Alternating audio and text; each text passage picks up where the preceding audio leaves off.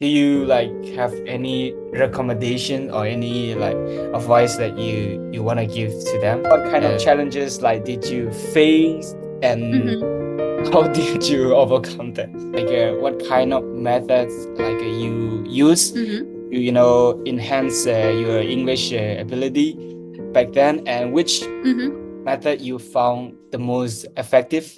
Ciao Tai, how are you? Hi, Maran. Yeah. Uh, Thank you for having me today. It's my Yeah, yeah. pleasure to be invited I'm and to also be very included happy. in a very first collaboration Yeah, I'm on also your very YouTube happy channel. that you accept my invitations. So yeah, thank you very much. First of all, we I would like to share like a little bit background about us. I actually met Zhao Tai in Vietnam last year Mhm. when I was like, I think it's not last year. It was in 2022 when I was selected by US embassy in Vietnam to participate in the regional environmental workshop. So in there, I met her, and then we became friends. And her English is really good, and she was also the MC of the event. Yeah. So thank you, Jioi, again. Thank you for the introduction, Maran. Yeah, I like as you guys just Mhm. heard from Maran. We met at the Marine Warrior Workshop, and my name is Joe. It's my pleasure to meet you guys today. Again, thank you very much for this opportunity for me to share with all you guys about some tips on learning English. I hope that it's going to be useful for you. Most of like my follower here, they are like learning English. Most of them like never been to English speaking country, so they just stay in Myanmar like me and learning English. So I hope like you can share some of the tips that will be useful for them. But first of all, before we move into that, I want to ask you some of the questions like when did you start learning English and why? It was pretty fun when I started learning English. Like Mm. I think that English was pretty fun, like a fun subject to study and not like a very boring one. However, I was not able to communicate, as a child.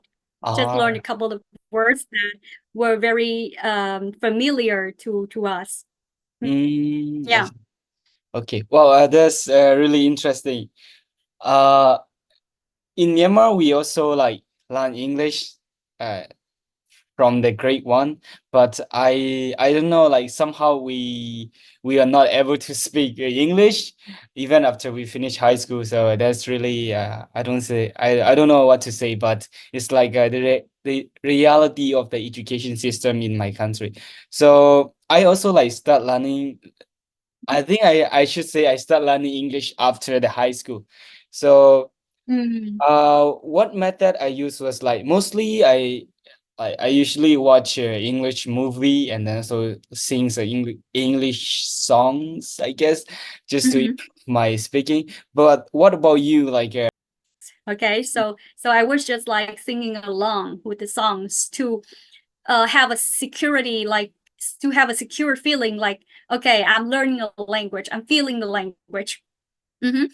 I also followed other tips, just like reading stories in English, but I was not much interested in it because reading was not my favorite thing to do in my free time. So I turned to watching movies instead. But you know what? Like any other English learner, when you first watched a movie, it would be very, very difficult to understand the movie, right? Because there was lots yeah, of sure. um, idioms used in the movie. So I don't think that watching movies is a good way for people who just started to learn Mm. English. I don't feel like it was easy at all because I already experienced it. So then I went back from scratch. Like I learned everything, all of the verbs that are necessary, most common verbs that people use in daily life, phrasal verbs, collocations.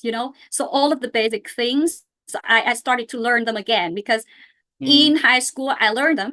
I used them to do homework, but I didn't really understand the real usage of every phrasal verb, every collocations. So it was like I remembered everything, but I were not able to understand everything. Not everything. I was able to remember most of the things that I learned from high school, but I was not able to use them, and I was not able to understand why that I should use them, or shouldn't use them. So I was trying to solve that questions for a long time, spending a couple of months to learn learn all of those basic things again.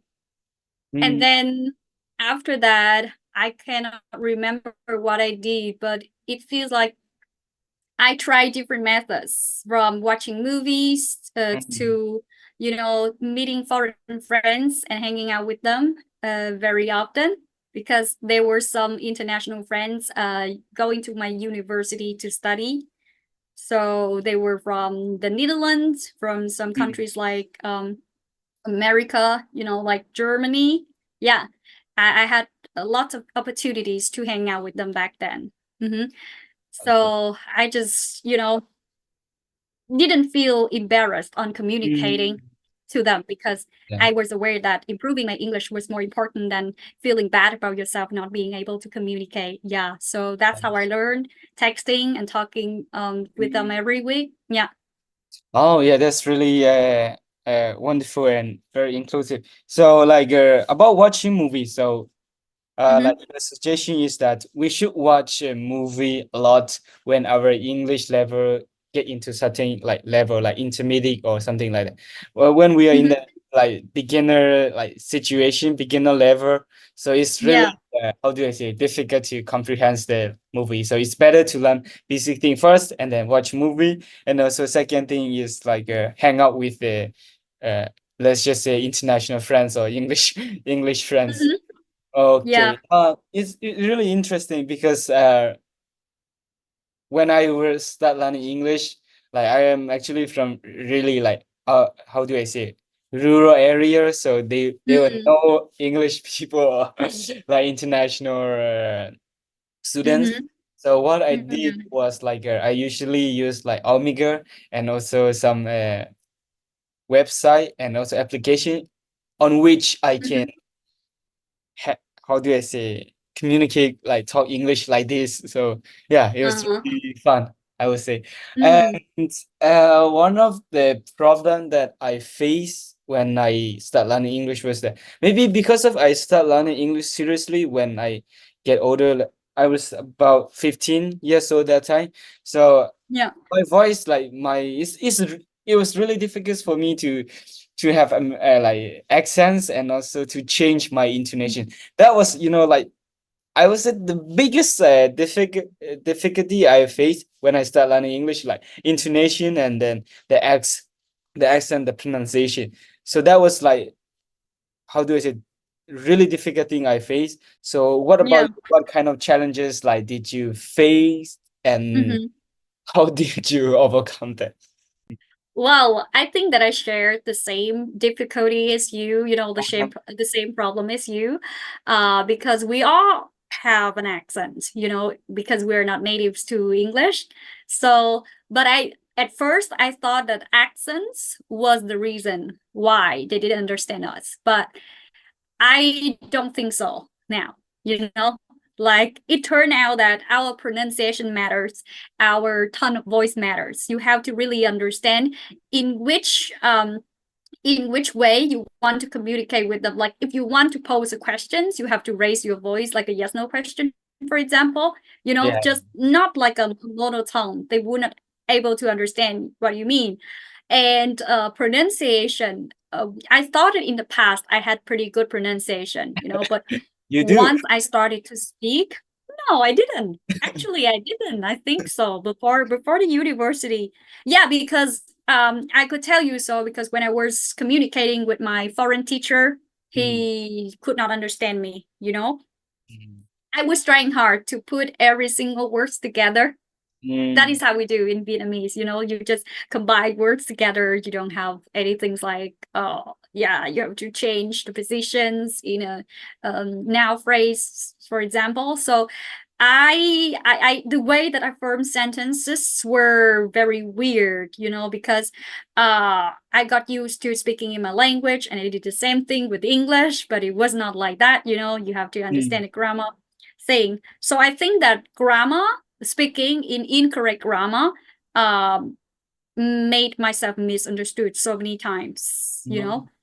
Yeah, and also my pronunciation contributed to the I would say that, how can I say, the level of understanding me, or the foreign teachers, they could not understand me because of my pronunciation too. Some words that I didn't really pay attention to, like sh sound, or just like the ending sounds, because It's true. Vietnamese, we don't pronounce the ending sounds, and they mistook this word for another word. And yeah, there were so many things that got involved Mm, in communication um, language. And I started to train my pronunciation again by learning the IPA chart. Yeah, mm, so I figure out that you have to put your mouth in this way so that they could pronounce the correct sound.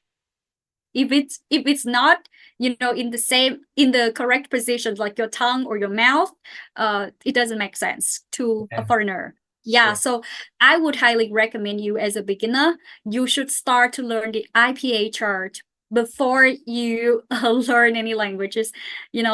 So for every language, I think that they have their own way of pronouncing words. Okay, and for English, in particular, the IPA chart is very important, because if you are not able to understand the IPA chart, you may have problems with linking sounds and understanding native Yeah, it's true. speakers. Mm, So it, except the case that when you was young, you was exposed to English, then you didn't have to learn the IPA chart.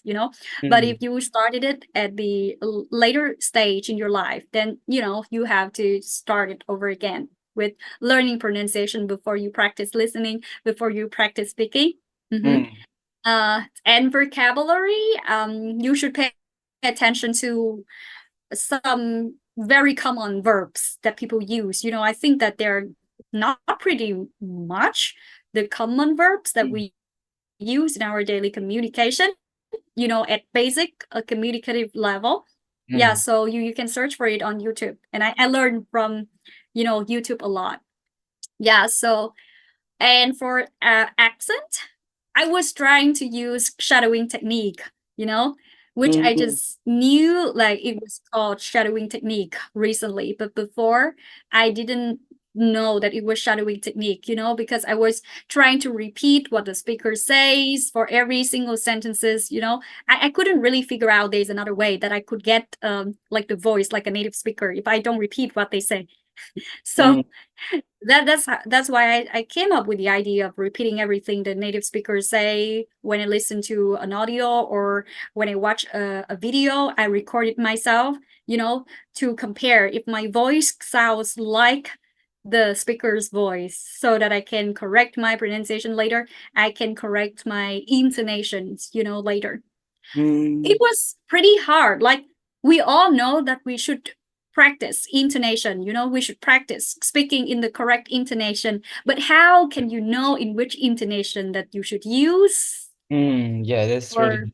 a sentence? Mm, Yeah. So I thought, like, all right, now I have to learn to feel the language. Okay. mm, So I try to search for videos on improving your intonation, why intonation matters. Like, if you want to express that you disagree with something, you have to mm, use which tone of voice. If you are having a questions, you have to use which tones of voice.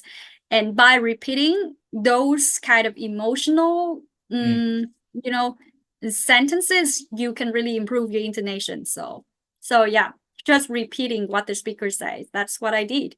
That's an interesting fact. So yeah, hey, thank you for sharing. So, do you have like, I know like some of my follower right now, some of them are my like real students that I used to teach English to them. So do you like have any recommendation or any like advice that you want to give to them? Because like they are learning English in a very difficult situation, in very, I would say, very difficult country, because you Mm-hmm. don't really get a chance to talk to like foreigners or something. So what Yeah. advice like you would give them Mm-hmm. or Okay, recommend? so I would like to give you a bit of advice, Yeah. on how you should start learning a language. First of all, you should figure out what is your purpose of learning a language. You know, like what are you learning English for? Because if you aim to learn English to communicate, then you should focus on learning daily communicative structures, and some kind of slang words, communicative language, which is very different from learning for exams. If you aim to learn for taking the IELTS exam, TOEIC exam, or TOEFL exams, then there would be another set of vocabulary, Mm. for you to focus on. I mean, in general, international like testing, international tests like TOEIC, IELTS, or TOEFL, they are used to evaluate your ability, like your qualifications. What is the word? Sorry, English efficiency, Yeah. proficiency. Yeah, Efficiencies. English proficiency. So they're used to evaluate your English proficiency. So you have to improve, first of all, your real ability in using a language before taking any exams. Uh-huh.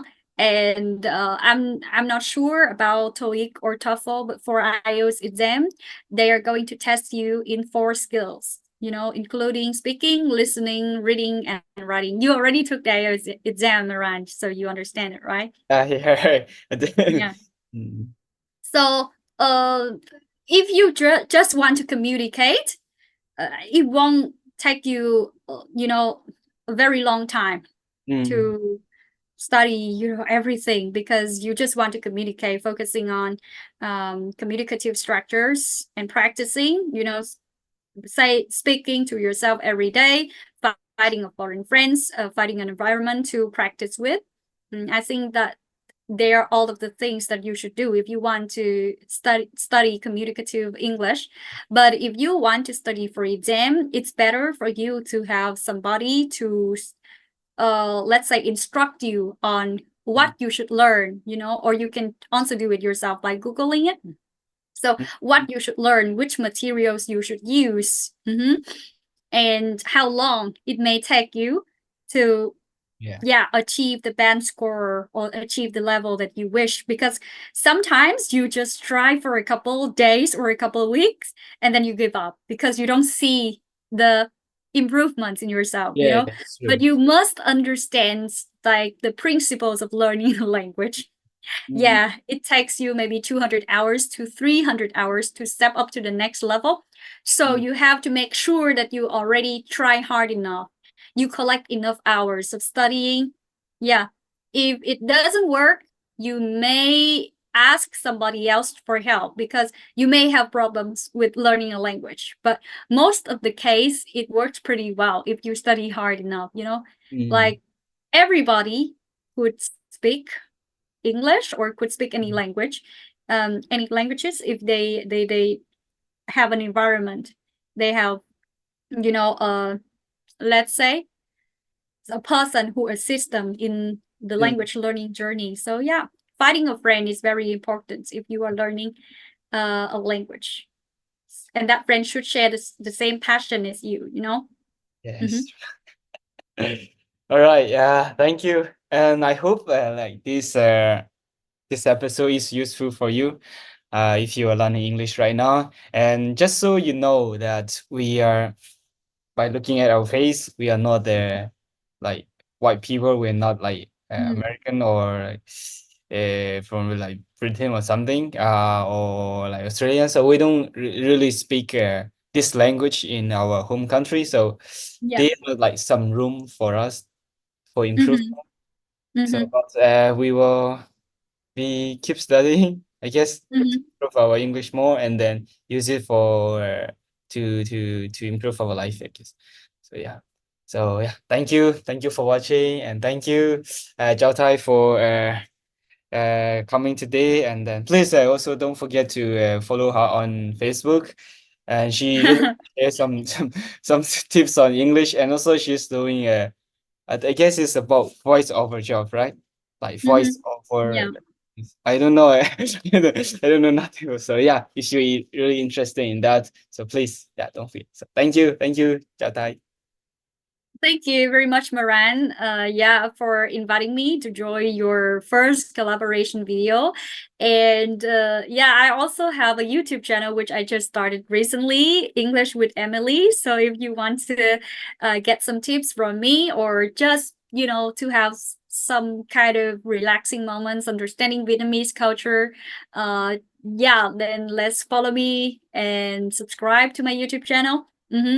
Thank you very much, Moran, for this video. I hope that what I've just shared, they are not everything that an English learner should do, but at least they are something that you could find it beneficial in your journey of learning, a language. Yeah. Okay. So Thank you. thank you Arigatou so much. gozaimasu.